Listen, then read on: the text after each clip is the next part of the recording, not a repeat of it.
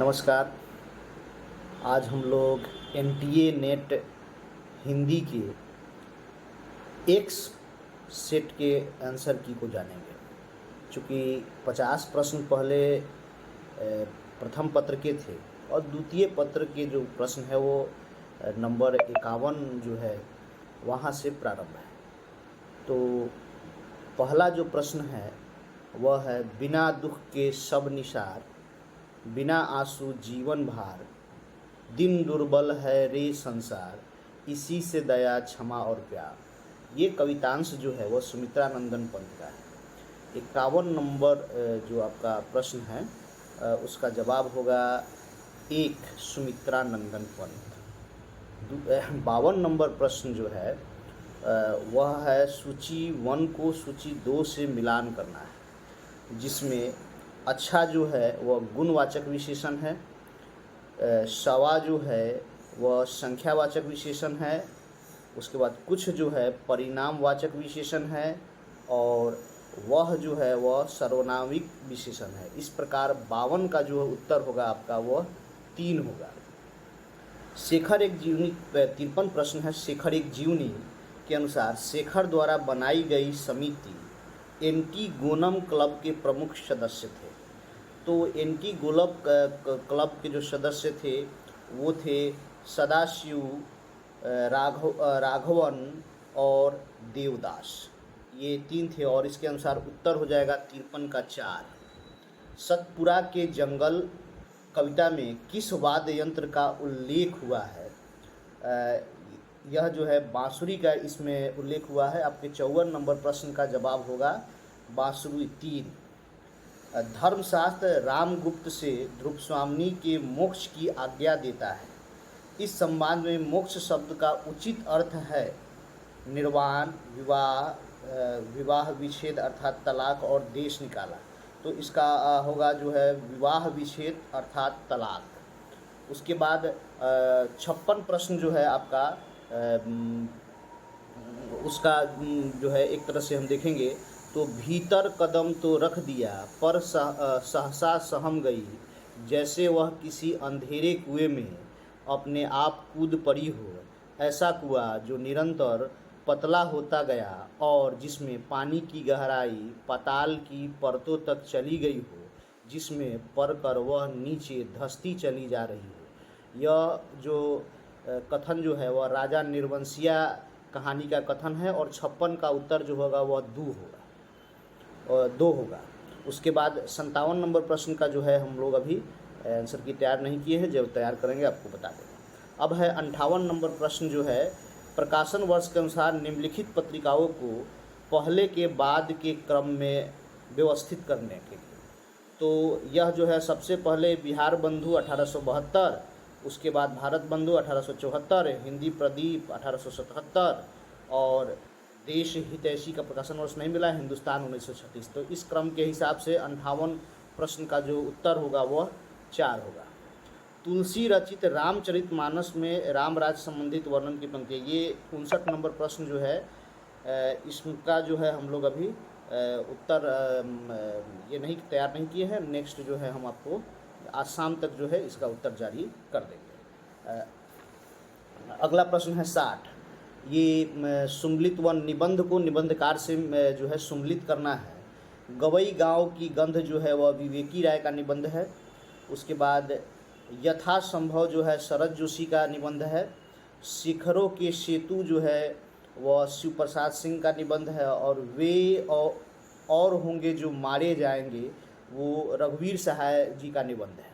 तो एक तरह से ये 60 का जो है उत्तर हो जाएगा आपका 4। प्रश्न संख्या 60 का उत्तर 4 हो जाएगा।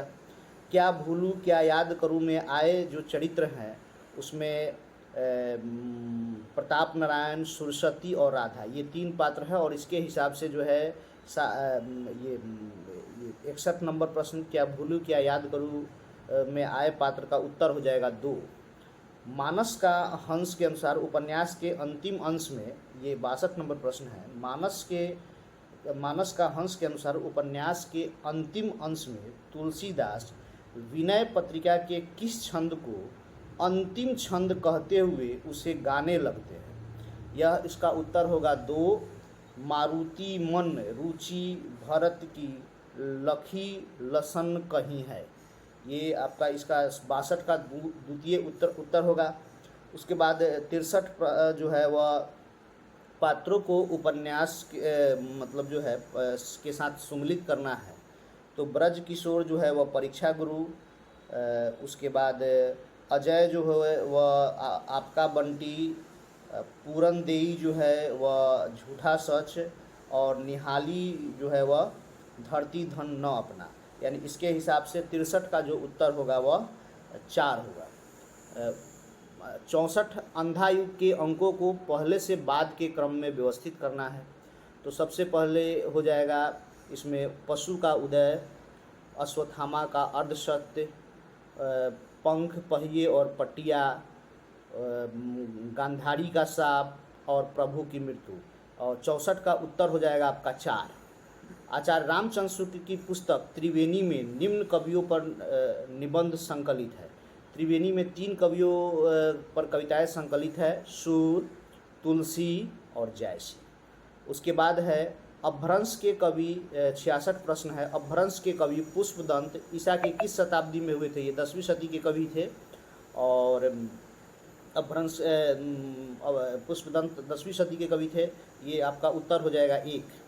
उसके बाद 67 प्रश्न जो है वह है पंक्ति को जो है कहानी के साथ सम्मिलित करना है कि मारो मत, धीरे धीरे चलने दो, जल्दी क्या है। ये जो है तीसरी कसम का है। उसके बाद है चलो ठीक है, कोई चूड़िया उड़िया हो तो भी पहन लो। ये आपको जो है चीफ के दावत की पंक्ति है। उसके बाद मैं अनुचर हूँ, वरुण देव की शपथ, मैं विश्वासघात न करूँगा। ये आकाशदीप की पंक्ति है। और वह आंखें मूंद सोच रही थी, सोचा कहाँ रही थी, जी रही थी। ये पंक्ति परिंदे का है। पंक्ति मैं रिपीट कर देता हूँ कि वह आंखें मूंद सोच रही थी, सोच कहाँ रही थी, जी रही थी। ये परिंदे की पंक्ति है। और इसके हिसाब से जो है 67 का उत्तर जो हो जाएगा वह तृतीय उत्तर हो जाएगा। उसके बाद है तुलसी राम को छोटी उम्र में अंतर्राष्ट्रीय राजनीति की तरफ अनजाने में ही खींचने वाले 3 लोग कौन थे? मुन्नर, सोनई और जेदी। ये 3 लोग थे। इसका 68 का उत्तर जो हो जाएगा 1 हो जाएगा। उसके बाद 69 का उत्तर होगा, ये उपन्यासकार को उपन्यास के साथ सम्मिलित करना है। तिलाचंद्र जोशी का है निर्वासित, यशपाल का है मनुष्य के रूप, भगवती चरण वर्मा का है आखिरी दाव, और गुलशेर खासानी का है सांप और सीढ़ी। ये इसके हिसाब से 69 प्रश्न का जो उत्तर होगा वह आपको 1 हो जाएगा। 70 जो प्रश्न है अर्धमागधी प्राकृत के संबंध में कथन, ये थोड़ा डाउट में है, लेकिन इसका हम लोगों ने अपने विवेक से इसको बनाने का प्रयत्न किया है। तो इसमें जो होगा वो आपको जैन आचार्यों ने शास्त्रों की रचना में इस भाषा को अपनाया है। और डी अर्धमागधी प्राकृत की स्थिति मागधी और सरसहनी प्राकृत के बीच में मानी जाती है। और अर्धमागधी प्राकृत के अर्धमागधी अपभ्रंश से अवधी बोली का संबंध माना गया है। ये तो आप लोग अर्धमागधी में अवधी, बघेली, छत्तीसगढ़ी आता है। तो इसके हिसाब से इसका प्रश्न का उत्तर जो हो जाएगा 70 का 4। 71 नंबर प्रश्न है कि एक साहित्य की डायरी के अध्याय कलाकार की व्यक्तिगत ईमानदारी, एक पात्र यश राज की शैक्षणिक योग्यता क्या थी? एक साहित्य की डायरी के अध्याय कलाकार की व्यक्तिगत ईमानदारी, एक पात्र यश राज की शैक्षणिक योग्यता क्या थी? बीटेक, एमएससी और एलएलबी। ये जो है मतलब जो है इसकी शैक्षणिक योग्यता थी। नेक्स्ट है चकत्ता चौकी उठे बार बार, दिल्ली दहसती चिते चाही कर सती है। बिलखी बदन बिलखत विजयपुरपति, फिरत फिरंगिन की नारी फरकती है। ये पंक्ति जो है वह भूषण की पंक्ति है। और शिवराज भूषण जो रीतिकाल के प्रसिद्ध कवि हैं। अगली जो इसमें रचना है। सरोज स्मृति कविता में इन पंक्तियों को कविता में आने के अनुसार पहले से बाद के क्रम में व्यवस्थित करना है। तो सबसे पहले हो जाएगा तेरा वह जीवन सिंधु तरन, उसके बाद है मैं कवि हूँ पाया है प्रकाश, उसके बाद धन्य मैं पिता निरर्थक था, उसके बाद है और भी फलित होगी वह छवि, और अंतिम जो है क्रम में जो पंक्ति आएगी वह दुख ही जीवन की कथा रही। इसके हिसाब से जो है 73 का जो उत्तर होगा वह 3 हो जाएगा। चौथा, तमस उपन्यास के अनुसार फेरी वाले इत्र फरोश पर हमला कर उसे घायल करने वाले पात्र का नाम जो है वह इंद्र है। मेरी तिब्बत यात्रा के खंडों को पहले से बाद के क्रम में व्यवस्थित करना है। तो पहला जो होगा वह इसमें लहासा से उत्तर की ओर, दूसरा होगा चांग की ओर, तीसरा हो जाएगा क्या की ओर, की ओर, उसके बाद है पांचवा अगला हो जाएगा जेनम की ओर, और अंतिम हो जाएगा नेपाल की ओर। ये हम आपको वर्ग में भी हम लोग जब ऑनलाइन पढ़ा रहे थे तो मैंने इसको पढ़ाया था और मैंने कहा भी था कि ये प्रश्न इस तरह का आता है, आप लोग ध्यान से देख लीजिएगा। तो अभी आप लोगों को 15 प्रश्नों का उत्तर जारी किया हूँ। जल्द ही आपको 1 घंटे से आधा घंटे अंदर में जो है 15 और 15 टोटल जो है मैंने बना दिया है।